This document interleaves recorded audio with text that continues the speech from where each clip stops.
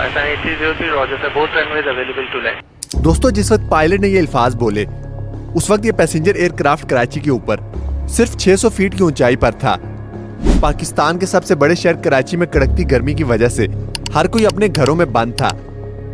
दोपहर के लगभग 2:35 हो रहे थे और किसी को भी ये मालूम नहीं था कि कुछ ही लम्हों के बाद कराची में एक इमरजेंसी सिचुएशन पैदा होने वाली है, क्योंकि पाकिस्तान इंटरनेशनल एयरलाइन PK 8303 के पायलट ने मैडे का डिस्ट्रेस सिग्नल दे दिया था। इसका मतलब यह था कि पायलट अब बेबस हो चुका है और जहाज इसके कंट्रोल से बाहर हो चुका है। यह सिग्नल देने के चंद सेकंड्स के बाद कराची एक जोरदार धमाके से लरज उठा। एयरबस A320 मॉडल कॉलोनी की घनी आबादी के ऊपर एयरपोर्ट से सिर्फ 430 मीटर पहले क्रैश कर जाता है। हैरानी की बात तो यह थी कि इन्वेस्टिगेशन रिपोर्ट में बताया गया कि प्लेन में किसी किस्म का कोई भी फॉल्ट नहीं था। अब सवाल यह पैदा होता है कि आखिर यह प्लेन कैसे क्रैश कर गया, पायलट और ट्रैफिक कंट्रोलर के दरमियान क्या बातचीत चल रही थी और 3 साल तक चलने वाले इन्वेस्टिगेशन में कौन से राज खुलकर सामने आए।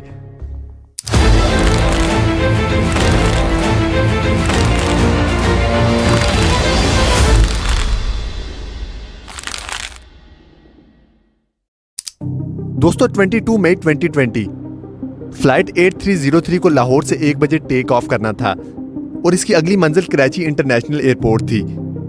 ये एक छोटी फ्लाइट थी जिसको तकरीबन 1 घंटे 45 मिनटों पर कराची पर लैंड करना था। उस वक्त कोविड लॉकडाउन अपने अरूज पर थे, जिसकी वजह से बहुत कम फ्लाइट चल रही थी। लेकिन दूसरी तरफ रमजान का महीना चल रहा था और ईद की छुट्टियां करीब आने वाली थी, जिसकी वजह से फ्लाइट कम और पैसेंजर ज्यादा थे। यानी यह फ्लाइट पूरी तरह से पैक थी। इसमें टोटल 91 पैसेंजर और 8 क्रू मेंबर्स मौजूद थे। अगर पायलट्स की बात की जाए तो फ्लाइट कैप्टन 58 ईयर के सज्जाद गुल थे, जिनको पाकिस्तान इंटरनेशनल एयरलाइन ज्वाइन किए 24 साल गुजर चुके थे और इनके पास 18,000 घंटों का एक्सपीरियंस था। जबकि फर्स्ट ऑफिसर 33 साल के उस्मान आजम थे, जिनको PIA में 10 साल गुजर चुके थे। यह 16 साल पुराना एयरबस A320 एयरक्राफ्ट था, जिसमें 2 CFM56 टर्बोफैन इंजन लगे हुए थे। एयरक्राफ्ट बिल्कुल परफेक्ट कंडीशन में था, जिसको एयरबस की रिकमेंडेशन के हिसाब से मेंटेन भी किया जा रहा था। लाहौर एयरपोर्ट पर तमाम तर तैयारियां मुकम्मल होने के बाद सिर्फ 5 मिनट के डिले के साथ दोपहर 1:05 पर जहाज टेक ऑफ हो गया। कुछ देर बाद फ्लाइट A303 34,000 फीट की बुलंदी पर पहुंच चुकी थी, जिसको क्रूजिंग एल्टीट्यूड भी कहा जाता है। जहाज को अगले 45 मिनटों तक इसी एल्टीट्यूड पर रहना था। क्रूजिंग एल्टीट्यूड पर पहुंचते ही एक कैबिन क्रू ने दोनों पायलट्स को स्नैक्स ऑफर किए, लेकिन क्योंकि इन्होंने रोजा रखा हुआ था, इसलिए दोनों पायलट्स ने मना कर दिया। क्रूजिंग एल्टीट्यूड के दौरान पायलट ने जहाज को ऑटो पायलट पर रख दिया और इधर उधर की बातें शुरू कर दी। दोपहर 1:24 पे जहाज नवाब शाह को क्रॉस कर रहा था और इसी वक्त इसको कराची कंट्रोल टावर के साथ कनेक्ट कर दिया गया। यानी पिछले कंट्रोल टावर का काम खत्म हुआ। अब आगे की तमाम तर जिम्मेदारी कराची कंट्रोल टावर की थी। कराची कंट्रोल टावर ने पायलट्स को वेलकम किया और इनको डायरेक्ट मकली पहुंचने का कहा। नॉर्मली इस रूट पर उड़ने वाले जहाज नवाब शाह पहुंचकर कराची टावर से कंफर्म करते हैं कि इनको किस रूट से कराची आना है। नवाब शाह से कराची के कई रूट्स मौजूद हैं, जिनमें शामिल है नवाब शाह 2A, नवाब शाह 2B और नवाब शाह 1C। 2A वाला रूट हैदराबाद के करीब से गुजरकर किंजर लेक के पास पहुंचकर राइट टर्न होता है और फिर सीधा कराची एयरपोर्ट तक जाता है। 2B वाला रास्ता नवाब शाह से सीधा कराची की तरफ आता है और फिर एयरपोर्ट से 28 किलोमीटर या फिर 15 नॉटिकल माइल्स पहले मकली के मकाम से लेफ्ट होकर एयरपोर्ट की सीध में आकर दोबारा राइट हो जाता है। और तीसरा रास्ता है 1C का। यह रास्ता सीधा नवाब शाह से मकली के मकाम तक जाता है। ये तीनों रास्ते फ्लाइट के कंप्यूटर में रिकॉर्ड होते हैं। यानी नवाब शाह से जो भी रास्ता असाइन किया जाता है, पायलट से अपने फ्लाइट कंप्यूटर में सेव कर लेते हैं और फिर ऑटो पायलट खुद ही अपना एल्टीट्यूड या स्पीड कम या ज्यादा करता है। दोस्तों, अब यहाँ नोट करने वाली बात यह है कि फ्लाइट 8303 को 2A वाला रास्ता असाइन किया जाता है, जो कि दिखने में ज्यादा बड़ा रास्ता है, लेकिन बाद में पायलट के जोर भरने पर इनको डायरेक्ट मकली पहुंचने की इजाजत दे दी गई, क्योंकि पेंडेमिक का दौर था और फ्लाइट्स का रश ज्यादा नहीं था। इसी वजह से कंट्रोलर ने भी इनको डायरेक्ट मकली पहुंचने की परमिशन दे दी। लेकिन पायलट से गलती यह हुई कि इन्होंने इस शॉर्टकट को फ्लाइट मैनेजमेंट कंप्यूटर में सेव नहीं किया। यानी कंप्यूटर ये समझ रहा था कि नवाबशाह 2A का रास्ता सिलेक्टेड है, जबकि असल में वो 1C से आ रहे थे। नवाबशाह के ऊपर जहाज की ऊंचाई लगभग 34,000 फीट थी और मकली पॉइंट पर यानी कराची एयरपोर्ट से 28 किलोमीटर पहले जहाज को लगभग 7,000 फीट तक ऊंचा होना चाहिए था। अब जाहिर है जहाज फौरन 34,000 फीट से 7,000 फीट पर नहीं आ सकता, तो इसको नवाबशाह से मकली के दरमियान रास्ते में ही आहिस्ता आहिस्ता अपना एल्टीट्यूड कम करना होता है। अगर रास्ता लंबा होगा तो एल्टीट्यूड आहिस्ता आहिस्ता कम होगा, और अगर रास्ता शॉर्ट होगा तो एल्टीट्यूड तेजी से कम करना होगा।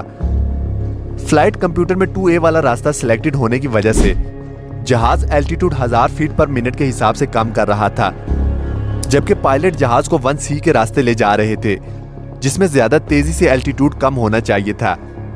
इसकी वजह से मकली के मकाम पर जहाज को 7,000 फीट पर होना चाहिए था, लेकिन वो असल में 10,000 फीट पर था। कराची कंट्रोलर ने जब रडार पर PK 8303 की ऊंचाई ज्यादा पाई तो पायलट को कहा गया कि आपकी ऊंचाई ज्यादा है, क्या आप आसानी से लैंड कर पाएंगे या फिर मकली पर ही एक गोल चक्कर लगाकर अपना एल्टीट्यूड कम कर लें। जिस पर कैप्टन ने बोला कि नहीं, हम कर लेंगे, और गोल चक्कर लगाने से मना कर दिया। अभी तक दोनों पायलट्स को इल्म नहीं था कि कंप्यूटर में सेव हुआ रास्ता अलग है और वो दूसरे रास्ते से आ रहे हैं। ये इंफॉर्मेशन इनके सामने जाहिर थी, लेकिन इस पर ध्यान नहीं दिया गया। मकली के बाद ऊंचाई कम करने के लिए जहाज की नोज डाउन की गई। अब जहाज तेजी से नीचे आ रहा था, लगभग 2400 फीट पर मिनट की स्पीड से।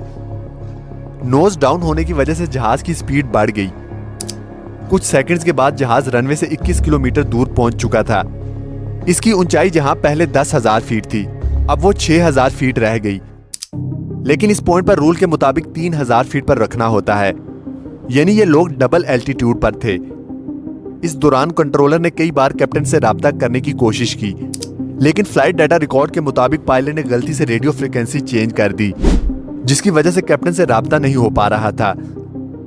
इस पर इमरजेंसी फ्रीक्वेंसी के जरिए कैप्टन से राब्ता किया गया और इनको कहा गया कि आप 6,000 फीट की ऊंचाई पर हैं, जबकि यहां आपको 3,000 फीट पर होना चाहिए था। पायलट्स को दोबारा ऑर्बिट करने का कहा गया, जिससे जहाज की स्पीड और एल्टीट्यूड दोनों कम हो सकते थे। लेकिन इस बार भी कैप्टन ने यह कहते हुए मना कर दिया कि हम रनवे पर इस्टेब्लिश हो चुके हैं, हम कर लेंगे। इस मौका पर कैप्टन ने फर्स्ट ऑफिसर को कहा कि देखना, लैंडिंग के वक्त ये लोग हैरान रह जाएंगे। ये आवाज कॉकपिट वॉइस रिकॉर्डर में भी रिकॉर्ड हुई और कराची कंट्रोल टावर ने भी सुन लिया। कंट्रोलर ने दोबारा से इनको ऑर्बिट करने की हदायत दी, जिस पर कैप्टन ने तीसरी बार भी मना कर दिया। इस पॉइंट पर कैप्टन को अपनी गलती का एहसास हुआ कि असल में फ्लाइट कंप्यूटर में 2A का रास्ता सिलेक्टेड था, जबकि वो 1C से आ रहे थे। इस पर कैप्टन को यह कहते भी सुना गया, वो ये क्या हो गया, रुके रुके होल्ड खत्म करें। जिस पर फर्स्ट ऑफिसर ने अपना होल्ड खत्म करके कैप्टन को सारा होल्ड दे दिया। याद रहे कि यहां तक जहाज को फर्स्ट ऑफिसर फ्लाई कर रहे थे, जबकि कैप्टन की जिम्मेदारी हर चीज पर नजर रखना थी। कैप्टन को इस बात का इल्म नहीं था कि फर्स्ट ऑफिसर ने लैंडिंग गियर नहीं खोले। PK 8303 बहुत तेजी से नीचे आ रही थी। एक मौका पर इसकी स्पीड 650 किलोमीटर पर हार से भी बढ़ गई, जिस पर वार्निंग अलार्म्स बजना शुरू हो गए। जैसे ही वो जमीन के करीब पहुंचे तो क्योंकि इनका लैंडिंग गियर नहीं खुला था, इस पर दूसरा अलार्म भी बजना शुरू हो गया। इस पॉइंट पर फर्स्ट ऑफिसर डर गए और पायलट को कहा कि सर, क्या वाकई हमें एक ऑर्बिट ले लेना चाहिए, जिससे स्पीड और ऊंचाई दोनों पर काबू पाया जा सकता है। लेकिन कैप्टन अपनी जिद पर अड़े हुए थे। जब वो रनवे के करीब पहुंचे तब तक जहाज में मल्टीपल अलार्म्स बज रहे थे, जिसमें एक लैंडिंग गियर का भी था। इस कंफ्यूजन में बिना लैंडिंग गियर खोले ही जहाज को रनवे पर उतार दिया गया। 16 सेकंड में 4 बार जहाज रनवे से टच हुआ, जिसकी वजह से कैबिन में काफी झटके आए और जहाज के दोनों इंजन रनवे पर रगड़ते गए और इनमें से ऑयल लीक करने लगा। कैप्टन, जो पहले ही अलार्म्स की वजह से कंफ्यूज हो चुका था, इस पॉइंट पर आकर इनको अपनी गलती का एहसास हुआ। लेकिन तभी फर्स्ट ऑफिसर चिल्लाकर बोले, sir take off, sir take off. घबराहट में कैप्टन ने फर्स्ट ऑफिसर की बात मान ली और लीवर नीचे करके जहाज को दोबारा ऊपर उठा लिया। एक्सपर्ट्स का मानना है कि इस मौका पर जहाज को रनवे पर अपने ही हाल पर छोड़ देना चाहिए था। ज्यादा से ज्यादा इंजन में आग लग जाती लेकिन कम से कम वो एयरपोर्ट इमरजेंसी सर्विस के करीब तो होते। लेकिन कैप्टन ने ऐसा नहीं किया। दोबारा टेक ऑफ करने पर इनको एहसास हुआ कि एक इंजन रगड़ खाने की वजह से फेल हो चुका है और अब जहाज सिर्फ एक ही इंजन पर उड़ रहा था और इसकी हालत भी कुछ ज्यादा ठीक नहीं थी क्योंकि ऑयल दोनों इंजन में से लीक हो रहा था। अब वो 3000 फीट की ऊंचाई पर पहुंचकर रनवे की तरफ दोबारा बढ़ रहे थे, जिस पर कंट्रोल टावर ने इनको कहा कि तमाम रनवेज खाली हैं, आप किसी पर भी लैंड कर सकते हैं। इसी दौरान आखिरी इंजन में भी वाइब्रेशन शुरू हो गई और थोड़ी ही देर बाद वो भी बंद हो गया। अब जहाज बिना इंजन के रनवे की तरफ गोल चक्कर लगाकर बढ़ रहा था और इसका एल्टीट्यूड तेजी से कम हो रहा था। इस बार कैप्टन ने लैंडिंग गियर काफी पहले ही खोल दिए, जिसकी वजह से ड्रैग पैदा हो रहा था और स्पीड कम हो रही थी, वो स्पीड जिसकी इस वक्त इनको सबसे ज्यादा जरूरत थी।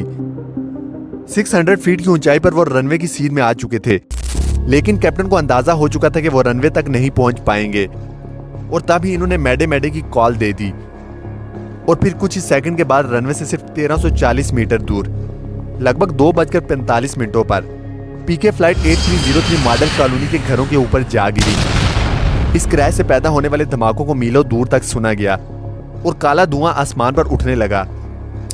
क्रू समेत जहाज में 99 पैसेंजर्स मौजूद थे, जिनमें से 2 लोग हैरत अंगेज तौर पर बच गए, जबकि घरों पर क्रैश होने की वजह से ग्राउंड पर एक जानी नुकसान हुआ। इमरजेंसी सर्विस फौरन वहां पहुंच गई, लेकिन तंग गलियों की वजह से इनको काफी मुश्किल का सामना करना पड़ा। रिपोर्ट के मुताबिक इस एक्सीडेंट की तमाम तर जिम्मेदारी कैप्टन पर जाती है, जिन्होंने बार बार रूल्स एंड रेगुलेशन की खिलाफ वर्जी की और कई बार ट्रैफिक कंट्रोलर की इंस्ट्रक्शन को मानने से इनकार किया, जबकि दूसरी जिम्मेदारी एयर ट्रैफिक कंट्रोलर की थी। इन्होंने पायलट को क्यों नहीं बताया कि इनका लैंडिंग गियर नहीं खुला हुआ। अगर पहली अटेम्प्ट में ही गियर खुला होता तो शायद ये नौबत ही नहीं आती। एक्सपर्ट्स के मुताबिक दोनों पायलट्स इस दिन रोजे में थे, यानी इन्होंने पिछले 7 घंटों से कुछ भी खाया पिया नहीं था। इसके बाद रोजा रखकर फ्लाइट करने पर पाबंदी लगा दी गई। इसी इन्वेस्टिगेशन रिपोर्ट में यह बात भी निकलकर सामने आई कि पाकिस्तान इंटरनेशनल एयरलाइंस के 40% पायलट्स के पास लाइसेंस ही नहीं है, जिससे पीआईए का नॉन सीरियस बिहेवियर जाहिर होता है। इन्होंने पायलट पर सख्ती क्यों नहीं की और क्यों इनको इतनी आजादी दी कि वो पैसेंजर की जान दांव पर लगाकर रूल्स की खिलाफ वर्जी करते रहें।